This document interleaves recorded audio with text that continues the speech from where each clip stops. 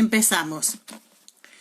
El capítulo de hoy es el capítulo 21, El gato del pastor, y comienza así. La Libroch, octubre de 1980. Brianna se levantó temprano, antes que los niños, aunque sabía que era una bobada. Fuera lo que fuese lo que Roger había ido a hacer a Oxford, tardaría al menos 4 o 5 horas en ir hasta allí en coche y otras tantas en volver. Aunque hubiera salido al amanecer, y tal vez no hubiera podido si no había llegado a tiempo de hacer lo que fuera el día anterior, era imposible que llegara a casa como muy pronto antes del mediodía.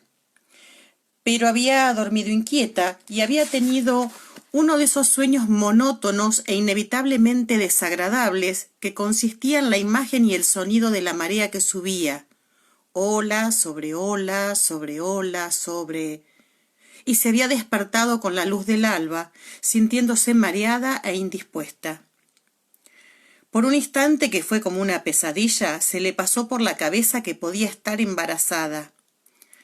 Pero se había sentado de golpe en la cama y al instante el mundo había vuelto al orden a su alrededor. No tenía en absoluto la sensación de haber puesto un pie al otro lado del espejo, tan habitual en las primeras fases del embarazo. Sacó con prudencia un pie de la cama y el mundo se mantuvo estable, y su estómago también, menos mal. Hola, Susana. Sin embargo, no logró desembarazarse de la sensación de desasosiego, ya fuera por el sueño, por la ausencia de Roger o por el espectro del embarazo, de modo que emprendió las tareas domésticas cotidianas con la cabeza distraída. A eso del mediodía estaba doblando calcetines cuando se dio cuenta de que la casa estaba en silencio, tanto que se le erizaron los pelos de la nuca. —¿Jem? —llamó. —¿Mandy? Silencio total. Salió del lavadero escuchando por si oía los porrazos, los golpes y los gritos habituales arriba, pero no oyó el más leve ruido de pasos ni de bloques de construcción que se desplomaban, ni las voces agudas de los niños discutiendo. —¡Jem! —gritó. —¿Dónde estás? No obtuvo respuesta. La última vez que eso había sucedido, 2 días antes, había encontrado su despertador en el fondo de la bañera con todas las piezas cuidadosamente desmontadas y ambos niños al otro extremo del jardín irradiando fingida inocencia. —Yo no he sido —había declarado Jen en tono virtuoso cuando lo arrastró al interior de la casa y lo enfrentó a la evidencia—. Y Mandy es muy pequeña. —Muy pequeña —había corroborado Mandy al tiempo que agitaba su mata de rizos negros con tanta energía que se le oscureció el rostro. —Bueno, no creo que lo haya hecho papá —repuso Bri arqueando una ceja con gesto severo—, y estoy segura de que Annie Mac no ha sido, con lo que no nos quedan muchos sospechosos, ¿no es así? —Sospechosos, sospechosos —repitió Mandy feliz, encantada con la nueva palabra. Jen había meneado la cabeza con gesto de resignación, observando las piezas esparcidas y las manecillas sueltas. —Debemos tener pisquis, mamá. —Pisquis, pisquis —canturrió Mandy tirando de su falda por encima de su cabeza y bajándose las braguitas de volantes—. Tengo que hacer pisquis, mamá. En medio de la urgencia provocada por esa declaración, Jem se había fumado con astucia y no había vuelto a dejarse ver hasta la hora de cenar, cuando el asunto del despertador se había visto desbancado por la avalancha habitual de sucesos cotidianos, para no volver a ser recordado hasta la hora de acostarse, cuando Roger se dio cuenta de su ausencia. Jen no suele mentir, había observado, pensativo, después de que Brianna le mostrase el pequeño cuenco de cerámica que contenía los restos del reloj. Bri, que se había cepillado el pelo para irse a la cama, le había lanzado una mirada agria.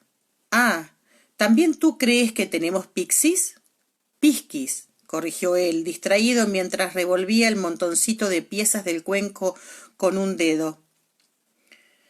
—¿Quieres decir que aquí esos duendecillos traviesos se llaman realmente pisquis? Creí que Jem lo había pronunciado mal. Bueno, no, dicen pisky en Cornualles, pero lo llaman pixies en otras partes del suroeste de Inglaterra. ¿Cómo se llaman en Escocia? En realidad aquí no los hay. Escocia ya tiene su buena colección de personajes fantásticos. Había respondido él al tiempo que sacaba un puñado de piezas de reloj y las dejaba caer de nuevo tintineando musicalmente en el interior del cuenco. Aunque los escoceses tienden a manifestaciones más lúgubres de lo sobrenatural. Los caballos acuáticos, las banshees, las brujas azules y el nakelawi, ¿no? Los piskies son algo frívolo para Escocia. Aunque tenemos a los brownies, añadió cogiendo el cepillo de la mano. Pero estos elfos son más bien una ayuda doméstica, no hacen diabluras como los piskies. ¿Puedes volver a montar el reloj? Claro, si es que los piskies no han perdido ninguna pieza. ¿Qué demonios es el nakelawi? Es de las Islas Órcadas. No es algo de lo que quieras oír a hablar antes de irte a la cama. Le había asegurado e inclinándose le había soplado muy suavemente en el cuello, justo por encima del lóbulo de la oreja. El recuerdo de lo que sucedió a continuación le provocó un débil hormigueo que se sobrepuso por un instante a las sospechas de Bree acerca de lo que los niños podrían estar haciendo, pero la sensación se desvaneció, reemplazada por una preocupación cada vez mayor. No había ni rastro ni de Jem ni de Mandy en ningún lugar de la casa. Annie MacDonald no acudía los sábados y la cocina a primera vista parecía intacta, pero estaba familiarizada con los métodos de Jem. En efecto, faltaba el paquete de galletas de chocolate, además de una botella de limonada, aunque todas las demás cosas que había en el armario estaban en perfecto orden, y eso que el armario estaba casi a 2 metros del suelo. Jem tenía un gran futuro como ladrón de viviendas, pensó. Si uno de esos días lo echaban de una vez por todas de la escuela por contarles a sus compañeros algo especialmente pintoresco aprendido en el siglo XVIII, por lo menos tendría una profesión. El hecho de que faltara comida aplacó su preocupación. Si se habían llevado vituallas, significaba que estaban afuera, y aunque podían estar en cualquier parte en 400 metros a la redonda, Mandy no era capaz de recorrer una distancia mayor, lo más probable era que no hubiesen ido muy lejos antes de sentarse a comer galletas. Era un bonito día de otoño y a pesar de que tenía que ir a buscar a sus sinvergüenzas, Brianna se alegraba de estar afuera, al aire y al sol. Los calcetines podían esperar.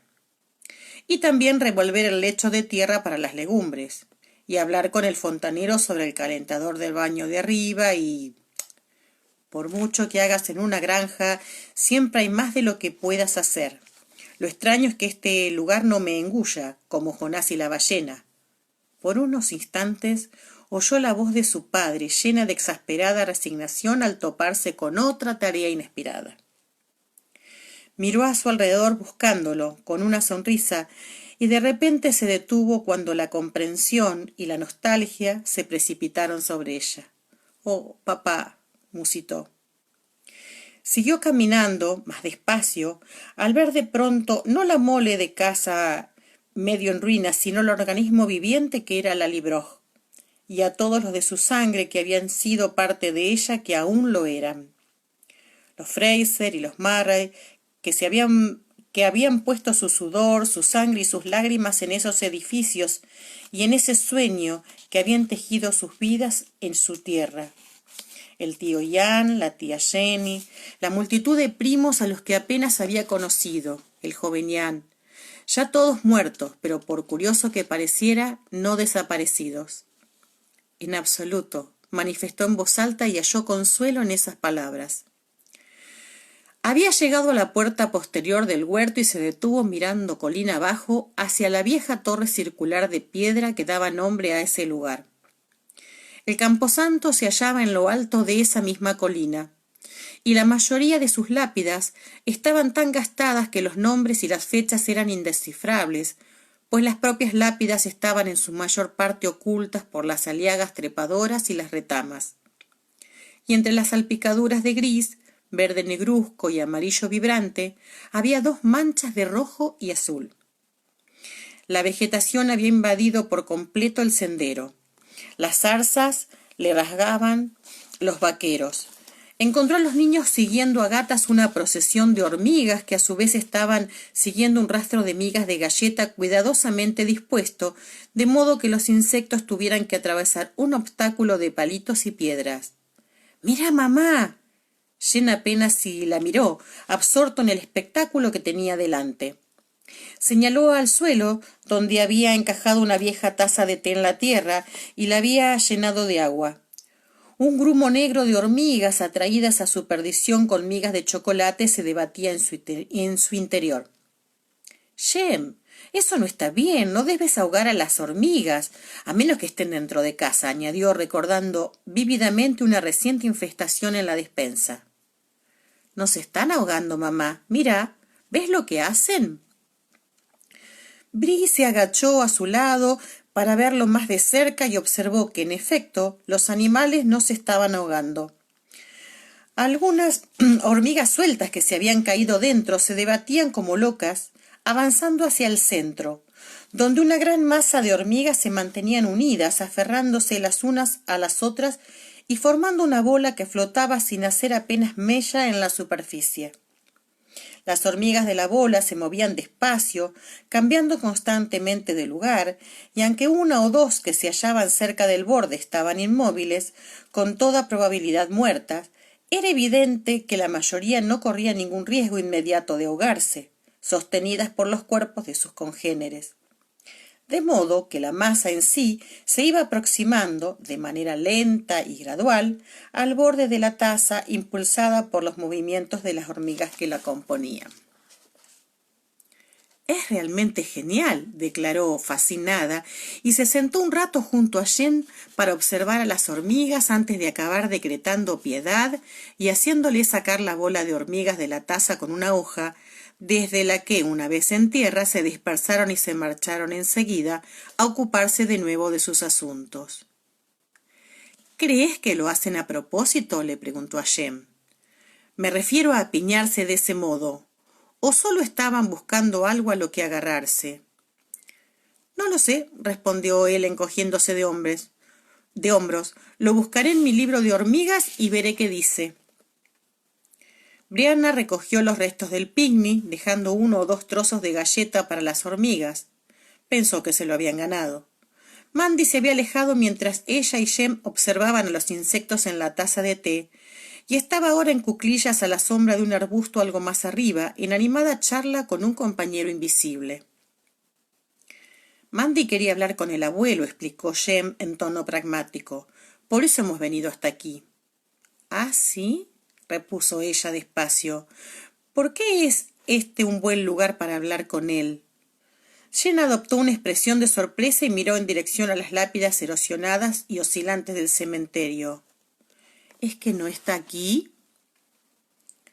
Algo demasiado fuerte para llamarlo escalofrío le recorrió la columna vertebral.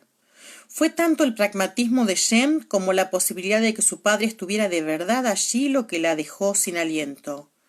—Yo no lo sé —contestó—, supongo que es posible. Aunque intentaba no pensar mucho en el hecho de que ahora sus padres estaban muertos, Brianna había supuesto vagamente que los habrían enterrado en Carolina del Norte o en algún otro lugar de las colonias, si la guerra los había alejado del cerro. Pero de pronto se acordó de las cartas. Su padre había dicho que quería regresar a Escocia, y como Jamie Fraser era un hombre decidido, era más que probable que lo hubieran hecho. ¿Habría vuelto a marcharse? Y si no se había marchado, ¿estaría su madre allí también? Sin proponérselo realmente, caminó colina arriba, pasó junto a la vieja torre y anduvo entre las lápidas del camposanto. Había estado allí una vez con su tía Jenny. A final de la tarde, mientras la brisa susurraba entre la hierba y una atmósfera de paz se cernía sobre la ladera de la colina. Jenny le había mostrado las tumbas de sus abuelos, Brian y Ellen, juntos bajo una lápida matrimonial. Sí, aún podía distinguir la curvatura de la losa, a pesar de que estaba llena de musgo y cubierta de vegetación, y de que los nombres habían desaparecido por la erosión. Y el bebé que había muerto con Ellen estaba enterrado con ella, su tercer hijo, Robert, le había dicho Jenny. Su padre, Brian, había insistido en que lo bautizaran, así que el nombre de su hermanito muerto era Robert. Ahora estaba de pie entre las lápidas. Había muchísimas. Las inscripciones de muchas de las más recientes eran todavía legibles y sus fechas se remontaban a finales del siglo XIX. Pertenecían en su mayoría a los Murray, a los McLachlan y a los McLean, algunos que otros Fraser o Mackenzie aquí y allá. Las más antiguas, sin embargo, estaban demasiado desgastadas para poder leerlas y sólo se distinguían las sombras de las letras a través de las manchas negras de los líquenes y del suave musgo que las ocultaba. Allí, junto a la tumba de Ellen, se encontraba la pequeña losa cuadrada de Caitlin Mary Murray, la sexta hija de Jenny e Ian, que solo había vivido un día, más o menos. Jenny le había mostrado la lápida a Brianna, agachándose a acariciar las letras con la mano y dejar a su lado una rosa amarilla cogida en el camino. También había habido allí un pequeño túmulo funerario, un montículo formado con las piedras que habían ido dejando quienes habían visitado la tumba. Hacía tiempo que el montoncito se había desmoronado, pero Brianna tanteó con la mano, encontró un canto y lo colocó junto a la pequeña lápida. Vio que junto a ella había otra lápida pequeña como la de un niño. No estaba tan estropeada, pero estaba claro que era casi igual de vieja. En ella solo había 2 palabras, pensó, y con los ojos cerrados recorrió lentamente la losa con los dedos, percibiendo las palabras rotas y superficiales. Había una E en la primera línea, una I, pensó en la segunda, y quizás una K. ¿Qué apellido de las Highlands comienza por I?, se preguntó sorprendida. Está McKay, pero el orden no es el correcto. Tú no sabes cuál podría ser la tumba del abuelo, ¿verdad?, le preguntó titubeando a Jem. Casi le daba pánico la respuesta. No, pareció sorprendido y miró hacia donde miraba ella, hacia el grupo de lápidas. Obviamente no había relacionado la presencia de éstas con su abuelo. Solo dijo que le gustaría que lo enterraran aquí y que si venía debía dejarle una piedra, así que lo he hecho. ¿Dónde? Ahí arriba. Le gusta estar bien alto, ¿sabes? Donde pueda ver, explicó Jen como si tal cosa mientras señalaba la cima de la colina.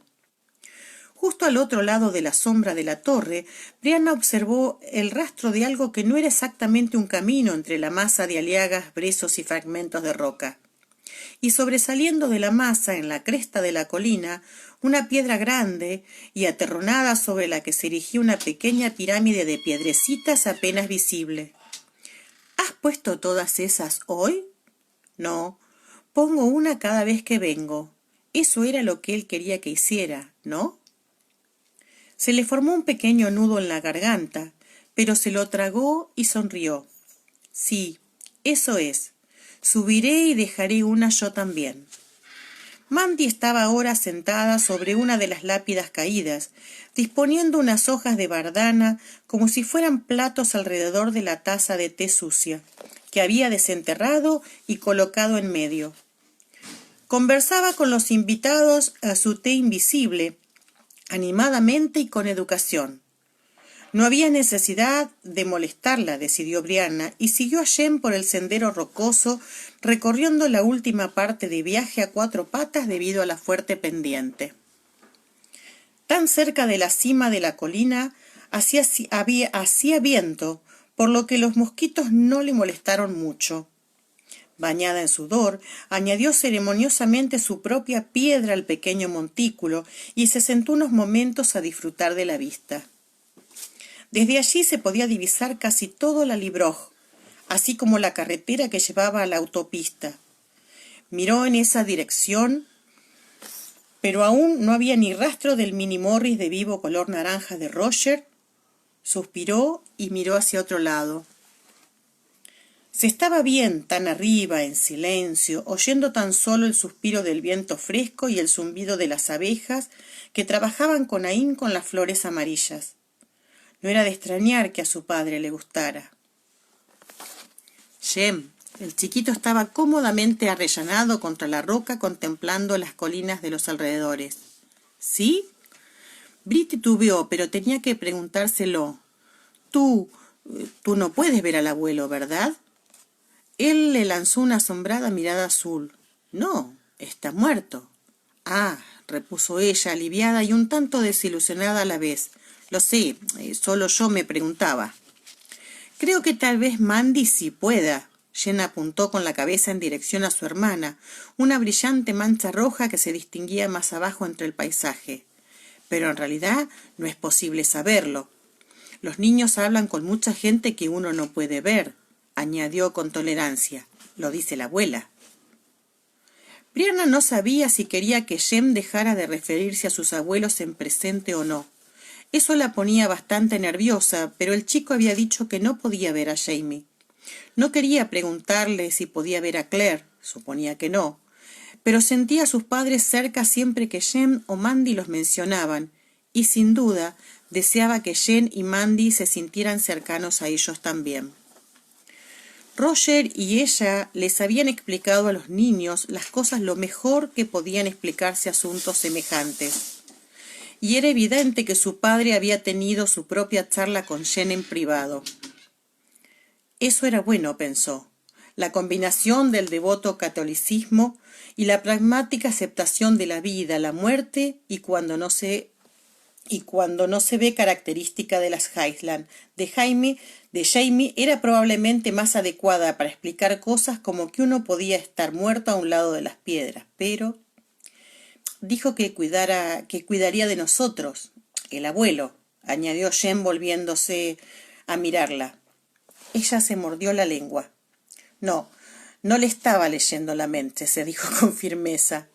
Acababan de hablar de Jamie, al fin y al cabo, y Jen había elegido ese lugar concreto para presentarle sus respetos, de modo que era natural que siguiera pensando en su abuelo. Claro que sí, respondió, y le puso una mano en el recto hombro, masajeándole las huesudas vértebras de la base del cuello con el pulgar. Jen se empezó a reír, se escabulló de debajo de su mano y echó a correr de repente camino abajo dando saltos y resbalando un trecho sobre el trasero en detrimento de sus vaqueros. Bree se detuvo a echar un último y rápido vistazo a su alrededor antes de seguirlo y observó el desordenado montón de rocas que había en lo alto de una colina, a unos 400 metros de distancia. Un montón de rocas es justo lo que uno esperaría ver en la cima de cualquier colina de las Highlands, pero esa aglomeración de piedras en particular tenía algo ligeramente distinto. Se protegió la vista del sol con la mano y entornó los ojos. Tal vez se equivocara, pero ella era ingeniera. Reconocía el aspecto de cualquier cosa construida por el hombre. ¿Una fortaleza de la edad del hierro, tal vez?, se preguntó intrigada. Había piedras dispuestas en capas en la base de aquel montón. Lo habría jurado. Tendría que trepar hasta allá arriba un día de estos para verlo mejor, tal vez al día siguiente, si Roger... Miró otra vez la carretera y de nuevo la encontró vacía. Mandy se había cansado de su té y quería irse a casa. Agarrando fuertemente a su hija con una mano y con la taza de té en la otra, Brianna caminó colina abajo rumbo a la gran casa pintada de blanco, con sus ventanas recién lavadas brillando con afabilidad. ¿Lo habría hecho Annie?, se preguntó. No se había dado cuenta y a buen seguro limpiar cristales en lo alto de aquella escalera habría supuesto una buena dosis de alboroto y molestias. Pero entonces estaba despistada, llena de ilusión y aprensión frente al nuevo trabajo.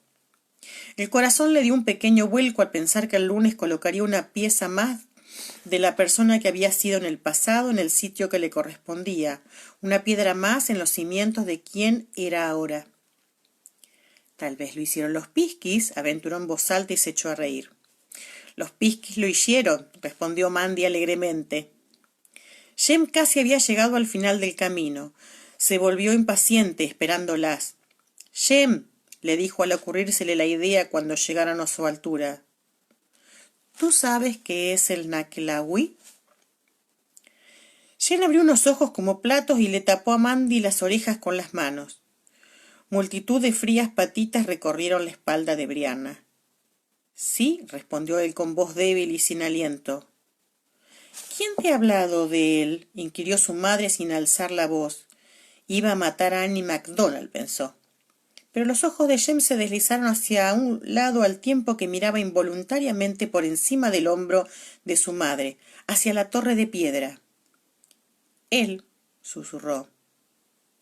—¿Él? —interrogó ella con brusquedad y agarró a Mandy del brazo mientras la chiquilla se agitaba, lograba liberarse y se volvía con furia contra su hermano.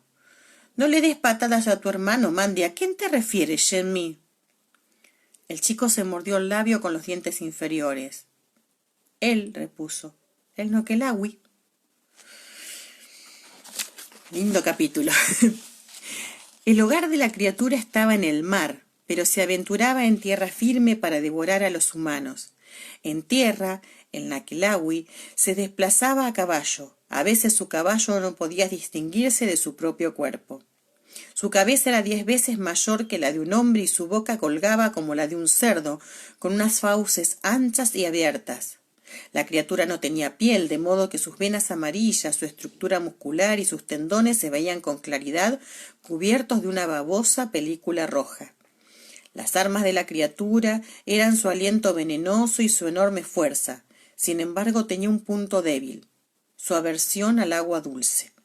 Se dice que el caballo que montaba tenía un único ojo rojo, una boca del tamaño de la de una ballena y unas extensiones parecidas a aletas en las patas delanteras. ¡Qué horror! ¡Puaj!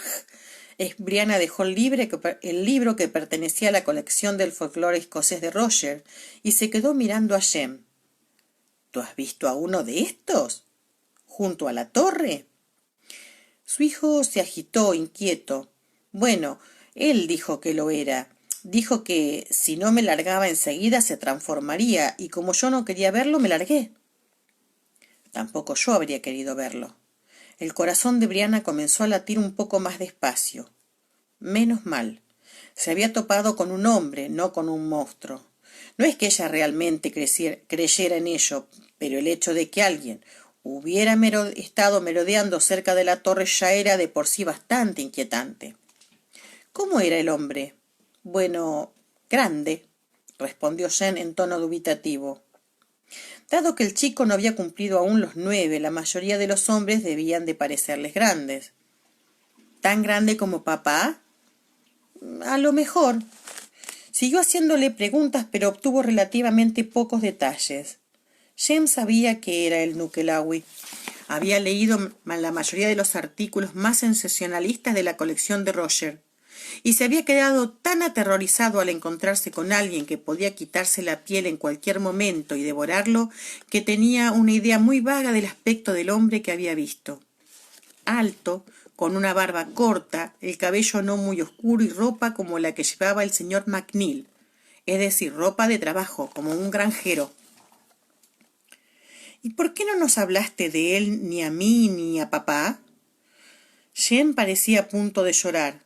Dijo que si lo hacía volvería y se comería a Mandy. —Oh, Brianna lo rodeó con un brazo y lo atrajo contra su cuerpo. —Entiendo. No tengas miedo, cariño, no pasa nada. El niño estaba temblando, tanto de alivio como a causa del recuerdo, por lo que le acarició el brillante cabello, tranquilizándolo. Lo más probable es que fuera un vagabundo. ¿Era posible que acampara en el interior de la torre? Muy probablemente ya se habría marchado, por lo que podía deducir de la historia de Jem. Había transcurrido ya más de una semana desde que había visto al hombre. Pero... —Jem —dijo despacio—, ¿por qué habéis subido hoy Mandy y tú allí arriba? ¿No temías que el hombre estuviera allí? Él la miró, sorprendido, y negó con la cabeza haciendo volar su cabello rojo. —No, yo me largué, pero me escondí y lo vigilé. Se marchó al oeste. Es allí donde vive. —¿Eso dijo? —No, pero todas las criaturas de este tipo viven en el oeste —señaló el libro—. Cuando se marchan al oeste no vuelven. Y no lo he vuelto a ver. Vigilé para estar seguro. Faltó poco para que Brianna se echara a reír, pero seguía estando demasiado preocupada.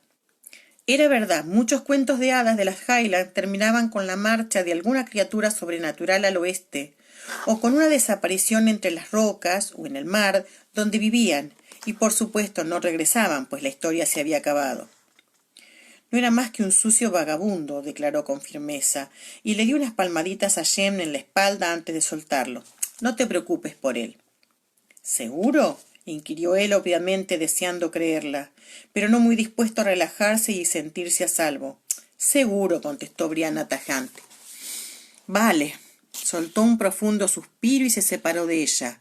Además, añadió más contento, el abuelo no habría dejado que nos comiera ni a Mandy ni a mí. Debería haberlo sabido. Casi se había puesto el sol cuando oyó el resoplido del coche de Roger en el camino de la granja. Se precipitó al exterior y sin darle apenas tiempo a salir del coche se arrojó en sus brazos. Roger no perdió el tiempo con preguntas. La abrazó apasionadamente y la besó de tal modo que dejó bien claro que su pelea era agua pasada. Los detalles de las disculpas mutuas podían esperar. Ella se abandonó por unos instantes, sintiéndose ingrávida en sus brazos, respirando el olor a gasolina y a polvo, y a bibliotecas llenas de libros viejos que sofocaba su olor natural, aquel indefinible y débil aroma a piel calentada por el sol, incluso cuando no había estado al sol. Dicen que no es cierto que las mujeres puedan identificar a sus maridos por el olor, observó bajando de las nubes de mala gana. Y no me lo creo. Podría encontrarte en la estación de metro de King Cross en medio de una oscuridad total. Me he duchado esta mañana, ¿sabes? Sí, y te alojaste en el college. Puedo oler el jabón tan horriblemente fuerte que usan allí, señaló arrugando la nariz. Me sorprende que no haga que se te salte la piel. Y has desayunado morcilla, con tomate frito. Muy bien, Lassie, repuso él sonriendo. O mejor debería decir rintintín. Hoy has salvado a algún niño pequeño o seguido el rastro de algún ladrón hasta su guarida, ¿no es cierto? Bueno, sí, más o menos. Levantó la vista y miró hacia la colina que había detrás de la casa, donde la sombra de la torre de piedra se había vuelto negra y alargada. Pero he pensado que sería mejor esperar a que el alguacil regresara de la ciudad antes de seguir adelante con la investigación. Armado con un grueso bastón de madera de ciruelo y una linterna eléctrica, Roger se acercó a la torre, airado pero prudente. Aun si continuaba allí, no era probable que el hombre estuviera armado, pero Brianna se hallaba en la puerta de la cocina, el teléfono junto a ella, con su largo cable completamente extendido y 2 9s ya marcados. Había querido acompañarlo, aunque él la había convencido de que uno de ellos tenía que quedarse con los niños. Sin embargo, tenerla a su espalda le habría dado tranquilidad. Era una mujer alta, musculosa, que no se acobardaba ante la violencia física.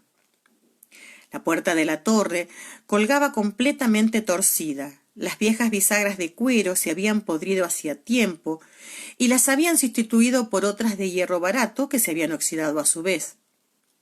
La puerta seguía apenas unida al marco. Roger levantó el picaporte y empujó la madera pesada y astillada hacia adentro, levantándola sobre el suelo para que se abriera sin hacerse pedazos. Fuera había aún muchísima luz. Hasta el cabo de 1 hora no sería noche cerrada. Aun así, el interior de la torre estaba oscuro como la boca del lobo.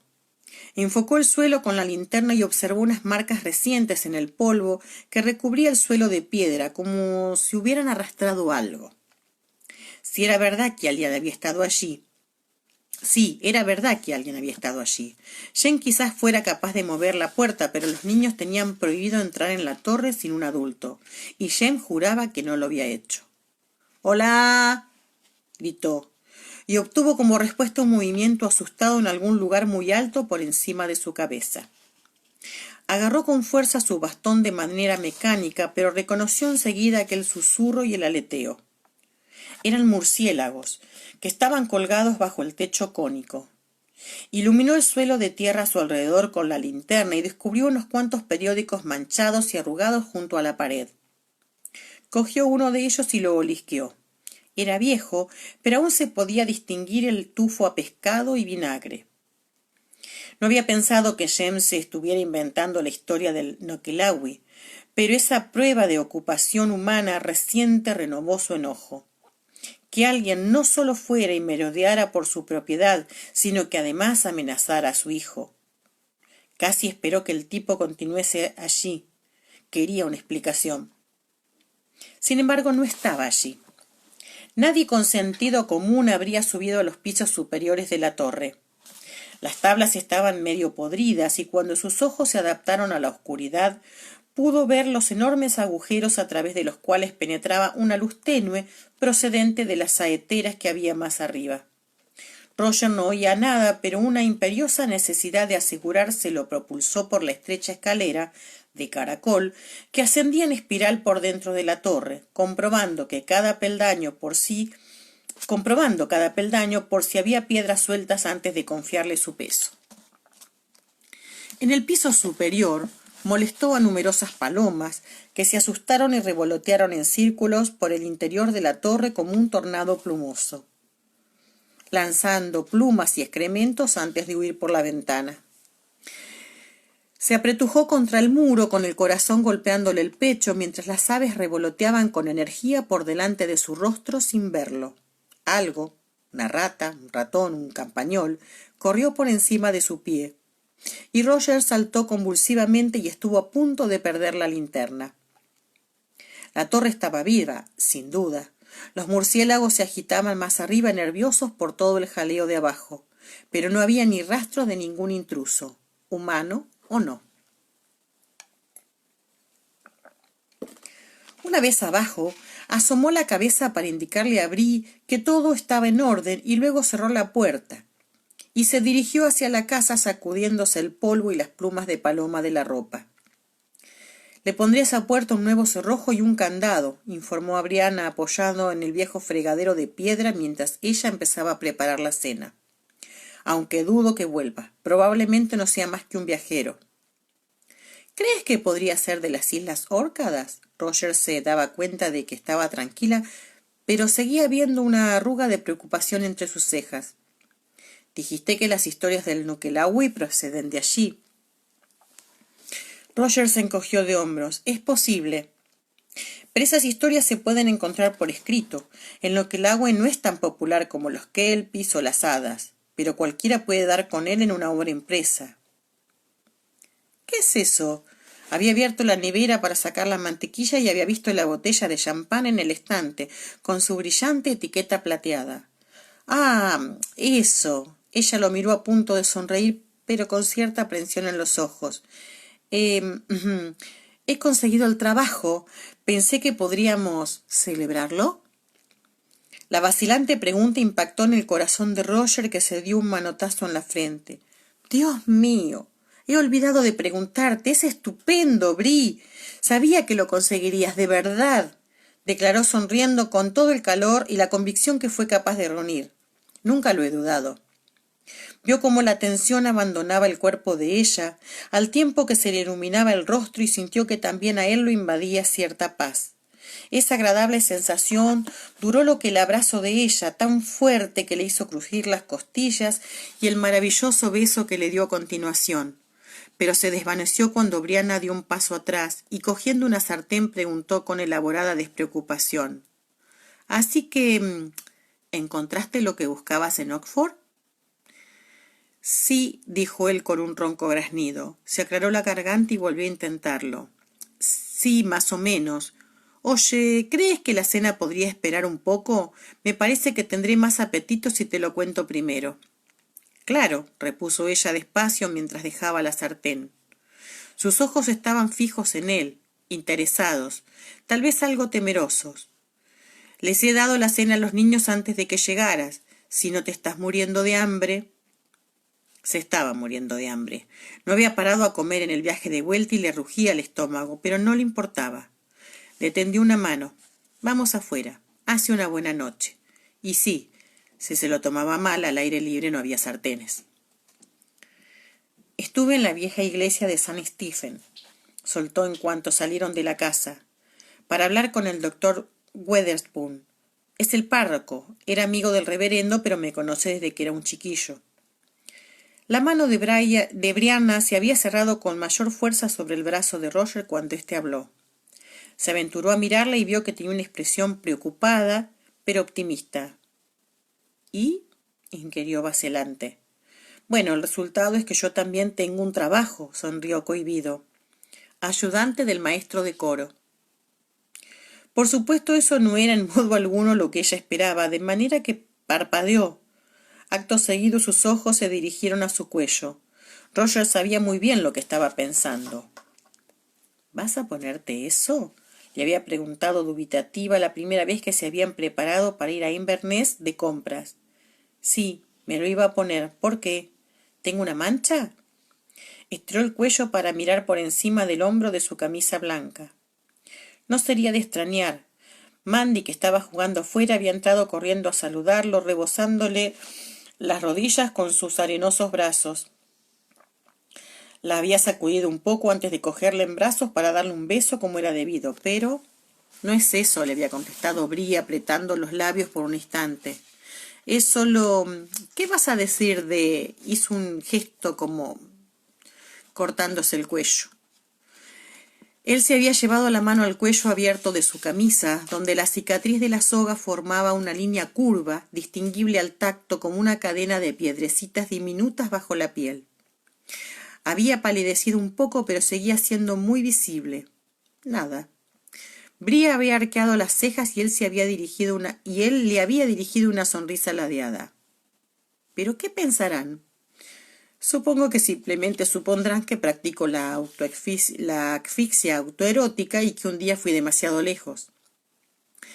Familiarizado como estaba con las rurales Highlands, imaginó que eso era lo mínimo que se les pasaría por la cabeza. Tal vez su congregación putativa fuera exteriormente correcta, pero nadie podía imaginarse depravación más escandaloso que la de un devoto presbiteriano escocés. ¿Se lo contaste al doctor Weatherspoon? ¿Qué le contaste? Preguntó ella ahora tras reflexionar unos instantes. Quiero decir, debió darse cuenta. Oh, sí, se dio cuenta, pero yo no le dije nada, y él tampoco me dijo nada a mí. Mira, Bree le había dicho aquel primer día, es una decisión sencilla. O le contamos a todo el mundo la verdad absoluta, o no les contamos nada. Y dejamos que piensen lo que quieran. Inventar una historia no servirá, ¿verdad? Hay demasiadas posibilidades de meter la pata. A ella no le había gustado la idea. Roger aún recordaba cómo se le habían llenado los ojos de lágrimas. Pero él tenía razón. Y ella lo sabía.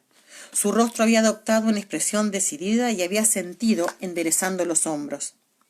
Por supuesto, habían tenido que mentir hasta cierto punto, para legalizar la existencia de Jem y de Mandy.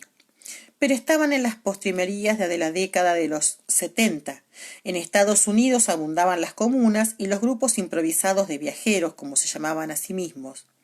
Se desplazaban de un lado a otro por Europa en caravanas de autobuses oxidados y furgonetas reventadas. Había traído consigo muy pocas cosas desde el otro lado de las piedras aparte de los propios niños, pero entre el pequeño tesoro que Brianna había embutido en sus bolsillos y en su corsé, había 2 certificados de nacimiento escritos a manos, certificados por una tal Claire Beecham Randall, doctora en medicina, que la había atendido en el parto. Es el tipo de documento oportuno para certificar un nacimiento en casa, le había dicho Claire, trazando con cuidado su firma. Soy, o fui, se corrigió torciendo la boca, médico colegiado autorizado por la Commonwealth de Massachusetts. Ayudante del maestro de coro, dijo ahora Bree mirándolo.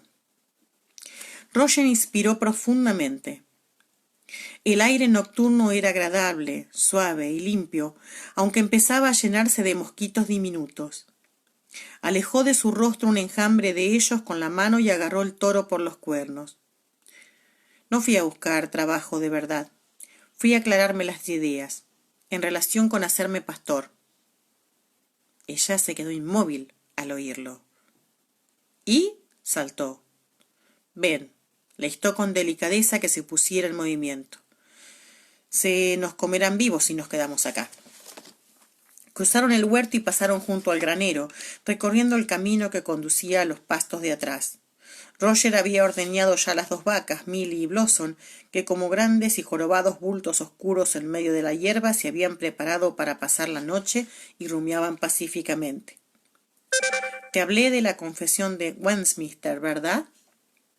Era el equivalente presbiteriano del credo niceno de los católicos, su declaración de la doctrina oficialmente aceptada. Ajá. Bueno, pues para ser pastor presbiteriano tengo que poder jurar que acepto cuanto dice la confesión de Westminster. Lo hice antes. Había estado a punto, pensó. Fue en la víspera de su ordenación como pastor cuando el destino intervino en la persona de Stephen Bonnet. Roger se había visto obligado a dejarlo todo para encontrar y rescatar a Brianna de la guarida del pirata en Ocracoke. No es que lamentara haberlo hecho. De verdad. Ella caminaba a su lado, pelirroja y esbelta, grácil como un tigre, y la idea de que hubiera podido desaparecer tan fácilmente de su vida para siempre y de no haber conocido jamás a su hija. Tosió y carraspeó, tocándose la cicatriz con gesto distraído. Tal vez aún lo haga, pero no estoy seguro, y tengo que estarlo. ¿Qué es lo que ha cambiado?, inquirió ella, curiosa. ¿Qué podías aceptar entonces que no puedes aceptar ahora? ¿Qué ha cambiado?, pensó fríamente. Buena pregunta. La predestinación, contestó, por decirlo de algún modo. Había aún luz suficiente para ver que un sentimiento de regocijo un tanto burlón titilaba en su rostro. Aún no sabía si se debía simplemente a la irónica yuxtaposición de pregunta y respuesta o a la idea en sí misma. Nunca habían discutido cuestiones de fe. Eran más que prudentes el uno con el otro en ese terreno. Pero por lo menos estaban familiarizados con la forma general de las creencias de cada uno. Roger le había explicado la idea de la predestinación en términos sencillos. No se trataba de un destino inevitable dispuesto por Dios, ni de la idea de que Dios diseñara la vida de cada persona con minucioso detalle antes de que naciera, aunque no eran pocos los presbiterianos que lo veían de ese modo. Tenía que ver con la salvación, y con la idea de que Dios elegía un camino que conducía a dicha salvación. Para algunas personas, había manifestado ella escéptica, ¿y decide condenar al resto? Muchos pensaban eso también, y había que tener una cabeza mejor que la suya para convencerlos de lo contrario. Hay libros enteros dedicados a ese tema, pero la idea básica es que la salvación no es tan solo el resultado de nuestras decisiones. Dios actúa primero, extendiendo la invitación, por así decirlo, y dándonos la oportunidad de responder. Pero seguimos teniendo libre albedrío y, en realidad, añadió a toda prisa, lo único que no es opcional para ser presbiteriano es creer en Jesucristo. Eso todavía lo tengo. Bien, repuso ella, pero ¿para ser pastor? Sí, probablemente. Y bueno, esto. De pronto hundió la mano en el bolsillo y le tendió la fotocopia doblada. Pensé que sería mejor no robar el libro, señaló intentando quitarle importancia a la situación. Por si acaso me decido a ser pastor, quiero decir, sería un mal ejemplo para mi rebaño. Ja, dijo ella distraída mientras leía. Levantó la vista con una ceja arqueada. Es diferente, ¿verdad? Observó él mientras volvía a sentir que le faltaba el aire bajo el diafragma. Los ojos de Brie recorrieron de nuevo el documento y frunció aún más el ceño. Al cabo de unos instantes lo miró, pálida y tragando saliva. Diferente. La fecha es diferente. Roger sintió aligerarse levemente la tensión que lo había atenazado durante las últimas 24 horas. Entonces no estaba perdiendo la cabeza. Tendió una mano y ella le devolvió la fotocopia del recorte de la Wilmington Gazette, la noticia de la muerte de los Fraser en el cerro. Es solo la fecha, dijo él, persiguiendo los tipos borrosos de las palabras con el pulgar. El texto creo que es el mismo. ¿Es tal como lo recuerdas? Brian habría encontrado esa misma información en el pasado, cuando buscaba a su familia. Era lo que la había impulsado a viajar a través de las piedras y lo que lo había impulsado a él a ir tras de ella. Y esto, pensó él, lo ha cambiado todo. Gracias, Robert Frost. Brianna se abrazó a Roger para volver a leerla. una vez y otra más para estar segura antes de corroborarlo. Solo la fecha, repuso, y él percibió la misma falta de aliento en su voz. Ha cambiado. Bien, terció él con voz ronca y extraña. Cuando empecé a hacerme preguntas, tuve que ir a verlo antes de hablarte de ello, solo para comprobarlo, porque el recorte que había visto en un libro no podía ser correcto. Ella sintió un poco pálida. Si volviera al archivo de Boston, donde encontré aquel periódico, ¿crees que habrá cambiado también? Sí, eso creo. Brianna permaneció en silencio durante un largo rato mirando el periódico que tenía en la mano. Luego lo miró a él fijamente. Has dicho cuándo empezaste a hacerte preguntas. ¿Qué fue lo que hizo que empezaras a hacerte preguntas? Tu madre. Había sido un par de meses antes de que abandonaran el cerro. Una noche, incapaz de conciliar el sueño, Roger había salido a pasear por el bosque y según vagaba intranquilo de un lado a otro, se había topado con Claire, arrodillada en un hoyo lleno de flores blancas, cuyas formas lo envolvían como una neblina. Entonces se había sentado a contemplarla en plena tarea de recolección, mientras rompía tallos y arrancaba hojas y las echaba en su cesto. Observó que no tocaba las flores, sino que recogía algo que crecía por debajo de ellas. Estas hay que cogerlas de noche, le había hecho notar al cabo de un rato, preferiblemente con luna nueva. Nunca habría pensado, comenzó él, pero se interrumpió de repente. Ella soltó una risa, un ligero sibilante sonido de regocijo. ¿Nunca habrías pensado que yo daría crédito a semejantes supersticiones? Inquirió. Espera, joven Roger. Cuando has vivido tanto como yo, puedes comenzar a preocuparte de las supersticiones, como esta.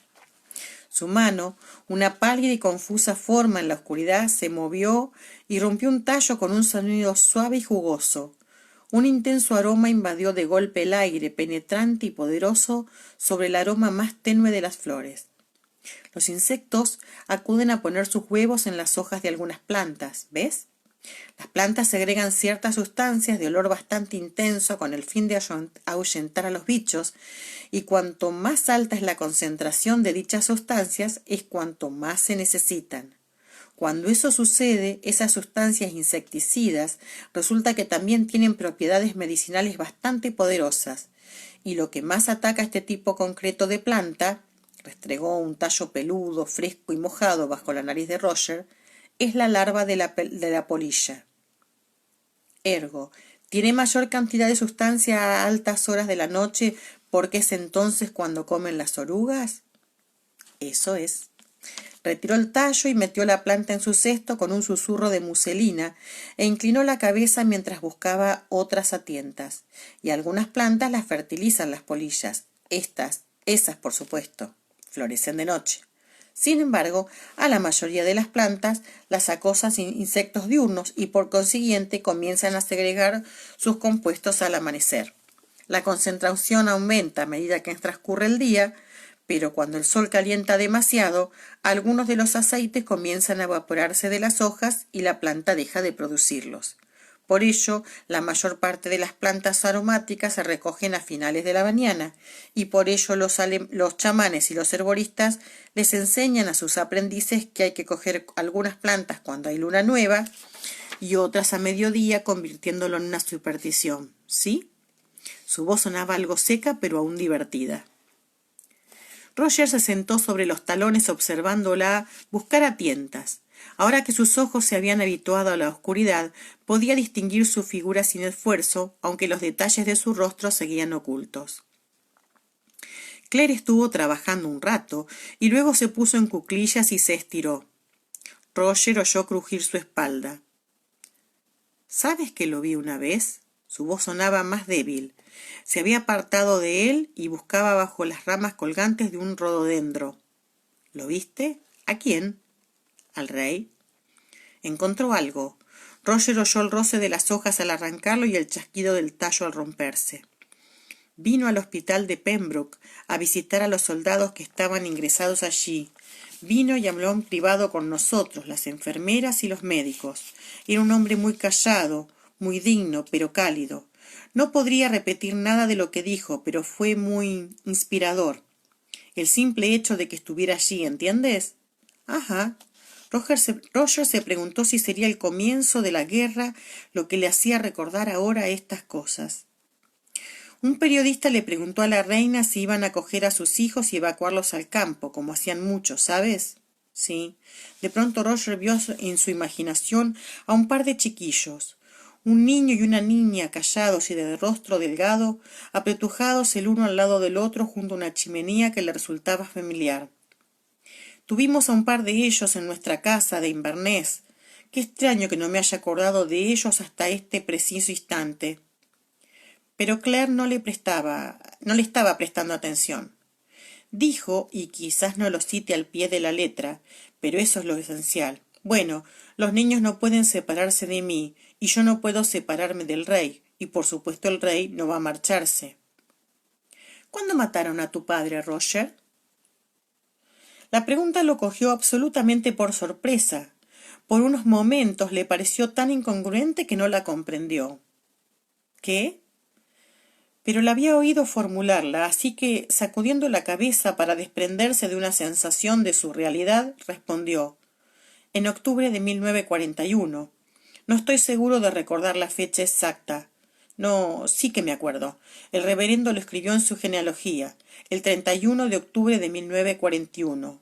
¿Por qué? ¿Por qué, por el amor de Dios? Habría querido decir, pero había estado intentando controlar el impulso de soltar una blasfemia espontánea.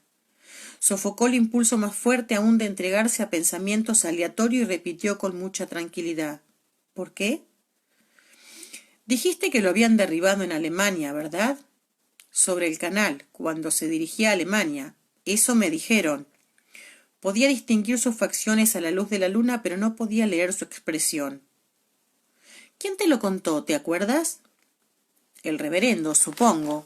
O tal vez fuera mi madre. La sensación de irrealidad se iba desvaneciendo y comenzó a sentirse irritado. ¿Tiene alguna importancia? Probablemente no. Cuando te conocimos Frank y yo en Inverness, el reverendo dijo que a tu padre lo habían derribado sobre el canal. Ah, ¿sí? Bueno. ¿Y qué? No llegó a decirlo, pero ella claramente lo percibió, pues desde el rododendro sonó el leve soplido de algo que no llegaba a ser una risa. Tienes razón, no importa. Pero tanto tú como el reverendo mencionaste que era piloto de Spitfire, ¿no es cierto? Sí. Roger no sabía muy bien por qué, pero estaba empezando a sentir inquietud en la nuca, como si algo estuviera acechando detrás de él. Tosió como excusa para volver la cabeza, pero no vio a su espalda más que el bosque blanco y negro, emborronado por la luz de la luna. No lo sé con seguridad, añadió, sintiéndose a la defensiva. Mi madre tenía una fotografía de él en su avión. Ragdoll se llamaba, muñeca de trapo. El nombre estaba pintado en el morro con el burdo dibujo de una muñeca con un vestido rojo y unos rizos negros. De eso estaba seguro. Había dormido con la foto bajo la almohada durante mucho tiempo después que mataran a su padre, pues el retrato de ella era demasiado grande y temía que alguien lo echara en falta. Ragdoll, repitió de improviso, repentinamente sorprendido por algo. ¿Qué? ¿Qué pasa? Hizo un gesto con la mano, violento. Nada, yo me acabo de dar cuenta que Ragdoll era probablemente como mi padre llamaba a mi madre, un apodo, ¿sabes? Vi algunas de las cartas que le mandó y en general estaban dirigidas a Dolly, muñequita, y justo en ese momento, al pensar en los rizos negros, el retrato de mi madre, Mandy tiene el pelo de mi madre. —Cuánto me alegro —intervino Cled con sequedad—. Detestaría pensar que yo soy la única responsable. Díselo cuando sea más mayor, ¿vale? Las niñas que tienen el cabello muy rizado lo odian, sí o sí, por lo menos al principio, cuando quieren ser como todas las demás. A pesar de su preocupación, Roger percibió la leve nota de tristeza en su voz y le cogió la mano sin tener en cuenta que aún sujetaba una planta en ella. —Se lo diré —dijo en voz baja—. Se lo diré todo. Ni se te ocurra pensar que siquiera que dejaremos que los niños os olviden. Ella lo oprimió la mano con fuerza y las fragantes flores blancas se desparramaron en la oscuridad de su falda. —Gracias —susurró. Roger la oyó sollozar levemente y ella se secó enseguida los ojos con el dorso de la mano. «Gracias», repitió con mayor firmeza, y recobró la compostura. «Es importante recordar. Si no lo supiera no te lo diría». «¿Decirme qué?» Sus manos pequeñas y duras, que olían a medicina, envolvieron la suya. «No sé qué le sucedió a tu padre», dijo, «pero no fue lo que te contaron». «Yo estaba allí, Roger», repitió Claire con paciencia. «Leía los periódicos, atendía a los pilotos de aviación, hablaba con ellos. Vi los aviones. Los Spitfire eran aviones pequeños y ligeros, construidos con fines defensivos. Jamás cruzaron el canal. No tenían autonomía para cruzar de Inglaterra a Europa y volver, aunque se utilizaron allí más adelante. Pero el argumento que quería exponer, fuera el que fuera, pérdida de rumbo, error de cálculo, se desvaneció. El vello de los brazos se le había erizado sin que se diera cuenta. «Por supuesto, pasan cosas», señaló ella, como si fuera capaz de leer sus pensamientos. «También las explicaciones se confunden con el tiempo y la distancia. Quienquiera que se lo dijera a tu madre podría haberse equivocado. Tal vez ella dijera algo que el reverendo malinterpretó. Todas estas cosas son posibles, pero durante la guerra recibí cartas de Frank. Me escribía tan a menudo como podía hasta que lo reclutaron para el MI-16. Después de eso a veces pasaban meses sin que supiera de él, pero antes de que sucediese, me escribió en una ocasión y mencionó de manera absolutamente informal, ¿sabes?, que había descubierto algo extraño en los informes en los que estaba trabajando. Un Spitfire se había caído, se había estrellado. No lo habían derribado. Creían que se debía haber un fallo mecánico. En Northumbria, y aunque de milagro no se había quemado, no había señales del piloto, ni rastro. Y mencionó el nombre del piloto porque pensó que Jeremiah era un hombre oportunamente malhadado. «Jerry», señaló Roger con los labios entumecidos. «Mi madre siempre lo llamaba Jerry». «Sí», repuso ella bajando la voz, «y había círculos de monolitos desperdigados por toda Northumbria». «¿Cerca de donde el avión? No lo sé». Roger percibió el ligero movimiento de su cuerpo mientras ella se encogía de hombros, sin saber qué contestar. Cerró los ojos y respiró profundamente, sintiendo el intenso perfume de los tallos rotos que impregnaba el aire. «Y me lo cuentas ahora, porque vamos a volver», apuntó con mucha calma. «Llevo semanas debatiéndolo conmigo misma», terció ella en tono de disculpa. «Lo recordé hace tan solo un mes, más o menos. No suelo pensar en ello, en mi pasado, pero con todo esto...» Hizo un gesto con la mano, como englobando su inminente marcha y las intensas discusiones que la habían rodeado. «Tan solo estaba pensando en la guerra. Me pregunto si alguno de los que la vivieron piensan alguna vez en ella sin la G mayúscula. Y hablándole a Jaime de ella. Había sido Jamie quien le había preguntado por Frank. Quería saber qué papel había desempeñado en la contienda. «Siente curiosidad por Frank», observó de golpe. «Yo también la sentiría dadas las circunstancias», le había contestado Roger con frialdad. «¿Acaso no sentía Frank curiosidad por Jamie?» Eso pareció perturbarla, por lo que no contestó directamente a la pregunta, sino que volvió a encarrilar con mano firme la conversación, si es que podía decirse tal cosa de una conversación como esta, pensó Roger. «En cualquier caso», explicó Claire, «eso fue lo que me hizo recordar las cartas de Frank. Estaba intentando acordarme de las cosas sobre las que me había escrito cuando, de repente, me acordé de aquella frase acerca de que había algo de malhadado en el nombre de Jeremiah». Él la oyó suspirar. «No estaba segura, pero hablé con Jamie y él dijo que debía decírtelo. Dice que cree que tienes derecho a saberlo y que tú harás lo adecuado con la información». «Me siento halagado», respondió, más bien aplanado. Y eso fue lo que pasó. Las estrellas habían empezado a salir, débiles puntos de luz sobre las montañas. No brillaban tanto como en el cerro, donde la noche bajaba de las montañas como un terciopelo negro. Habían vuelto a casa, pero se habían quedado en el umbral conversando. Había pensado en ello de vez en cuando. ¿Cómo encaja viajar en el tiempo en los planes de Dios? ¿Pueden cambiarse las cosas? ¿Deberían cambiarse? Tus padres intentaron cambiar la historia. Lo intentaron con muchísimo empeño y no lo lograron. Pensé que ahí quedaba zanjado el tema, y desde un punto de vista presbiteriano. Dejó traslucir un deje de humor en su voz. Era casi un consuelo pensar que no podían cambiar, que no deberían poder cambiarse. Ya sabes, algo así como Dios está en su cielo, el mundo va bien. Pero Bri tenía en la mano la fotocopia doblada. La agitó para ahuyentar una polilla que pasaba, una forma difusa y diminuta. Pero, corroboró él, demuestra que las cosas sí pueden cambiarse. Hablé un poco de ello con mamá, dijo Bri tras reflexionar unos instantes. Se echó a reír. ¿Ah, sí? Intervino Roger secamente, y ella le dirigió la sombra de una risa como respuesta. No como si pensara que tenía gracia, le aseguró. Le había preguntado si creía que era posible que un viajero cambiara las cosas, que cambiara el futuro, y me dijo que obviamente lo era, porque ella cambiaba el futuro cada vez que salvaba de la muerte a alguien que hubiera fallecido de no encontrarse ella allí. Algunos de ellos habrían tenido hijos que no habrían tenido, y quién sabe qué harían esos niños que no habrían hecho de no haber estado. Fue entonces cuando se echó a reír y dijo que era bueno que los católicos creyeran en el misterio y no insistieran en intentar averiguar cómo operaba exactamente Dios, cómo hacían los protestantes. Bueno, no sé si yo diría...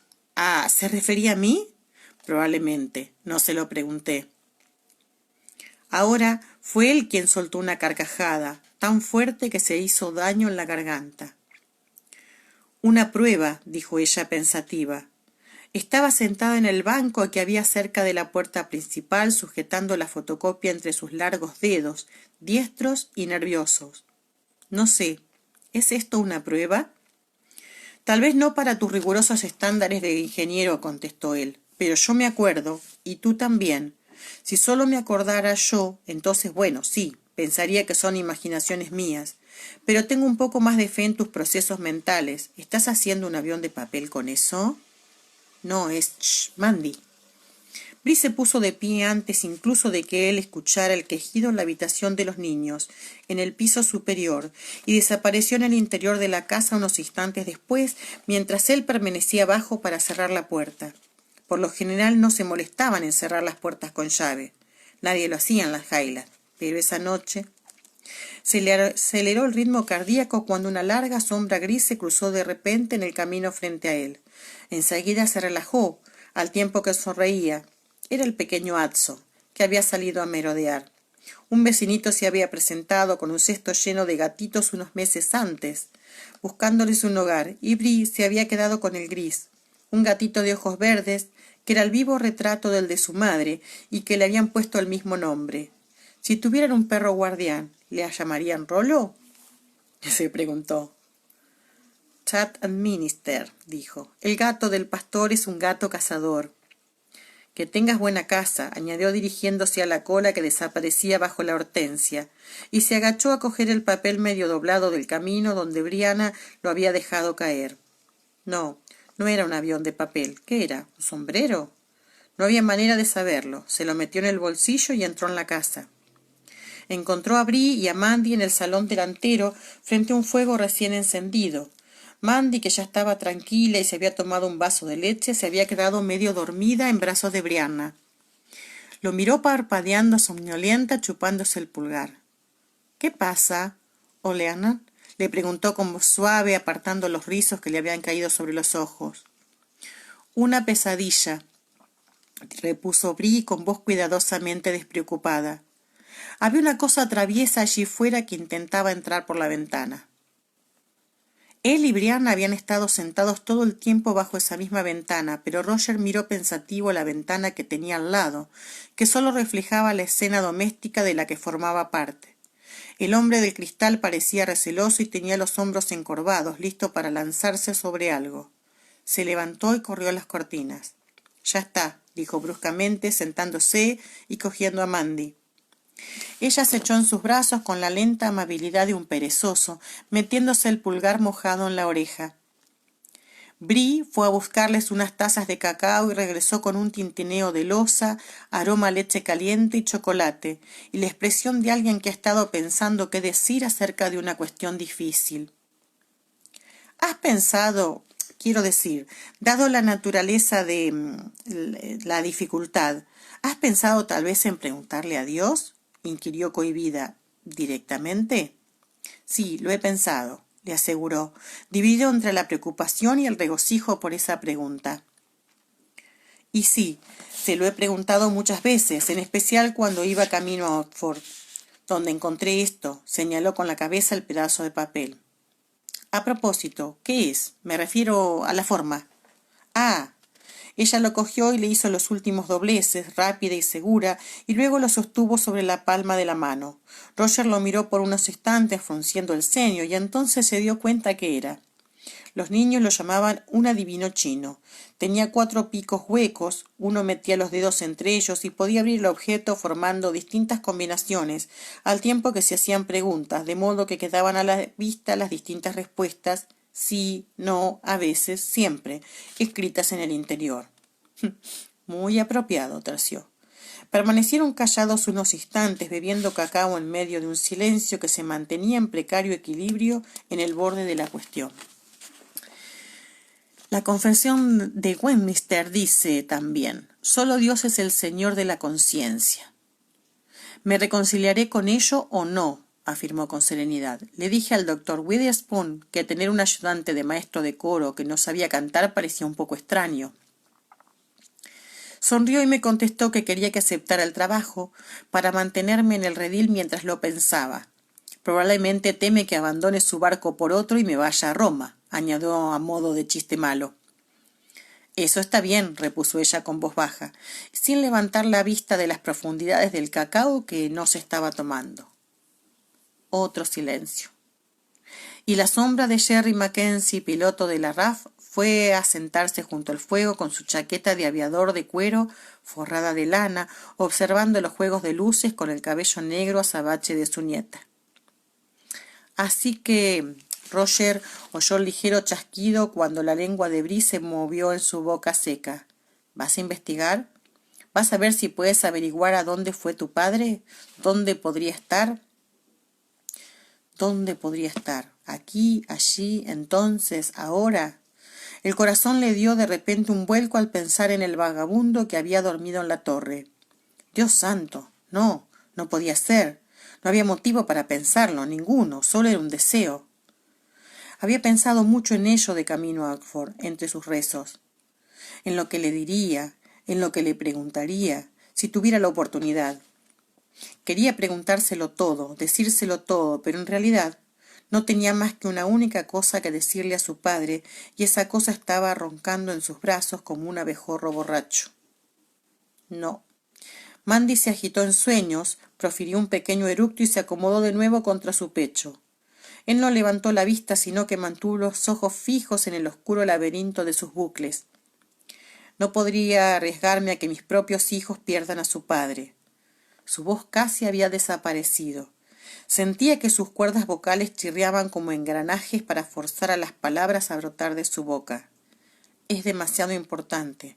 Uno no olvida que tiene un padre. Bree lo miró con los ojos tan entornados que el azul no era más que una chispa a la luz de las llamas. Estaba pensando, entonces era muy joven. Se cortó un poquito antes del final del capítulo. ¿Se escuchó bien? Hermosísimo, hermosísimo y denso capítulo, muchas cosas. Y bueno, para las que tienen el libro 7